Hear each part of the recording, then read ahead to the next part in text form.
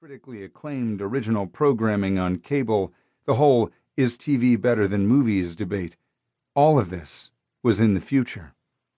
What seemed to me, and to everybody else, the distant future.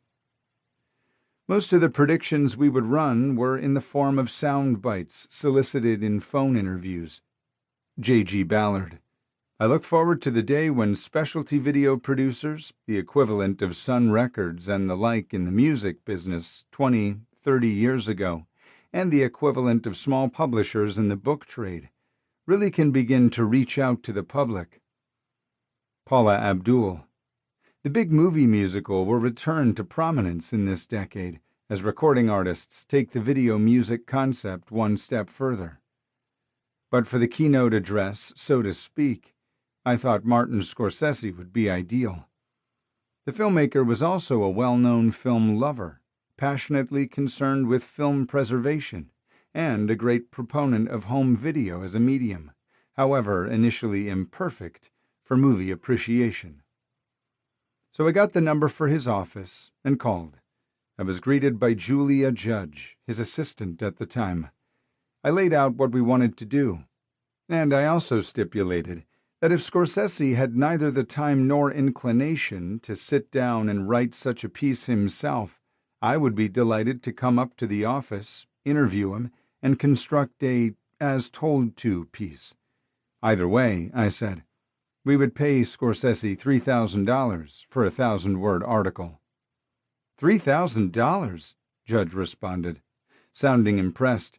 I wasn't aware of it at the time, but the director was still trying to bounce back from personal financial crisis dating from earlier in the decade.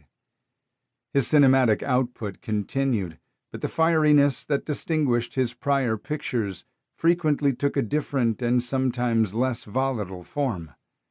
His critical profile seemed to have diminished ever so slightly during this time as well. In 1985's After Hours, he experimented with a form of proto-indie guerrilla filmmaking. In 1986, The Color of Money was a sequel to The Hustler and starred Paul Newman and a very up-and-coming Tom Cruise. A solid film with solid returns.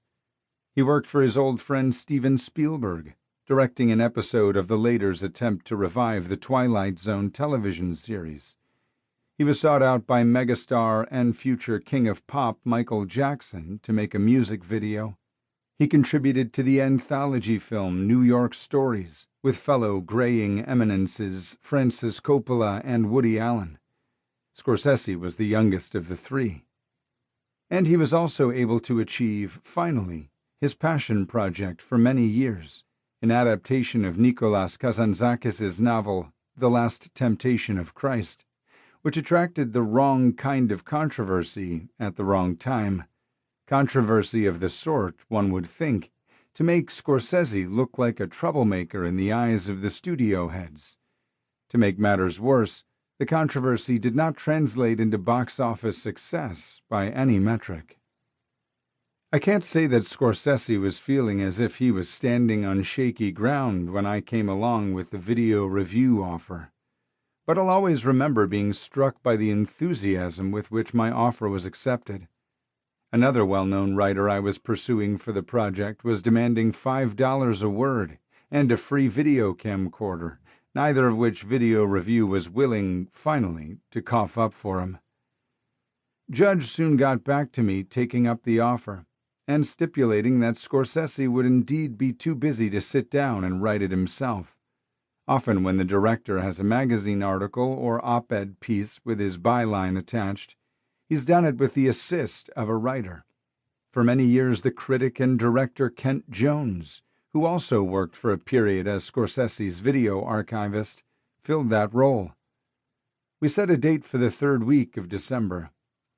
Scorsese's office at the time was in the Brill Building, the legendary then-entertainment industry cynosure on the outer edge of Manhattan's Times Square. Its reputation was built around the fact that it once held the offices of song publishers, many of whose staff and freelance songwriters in the 50s and 60s would become superstars after doing time there. Carole King, Neil Diamond, etc. The structure also housed offices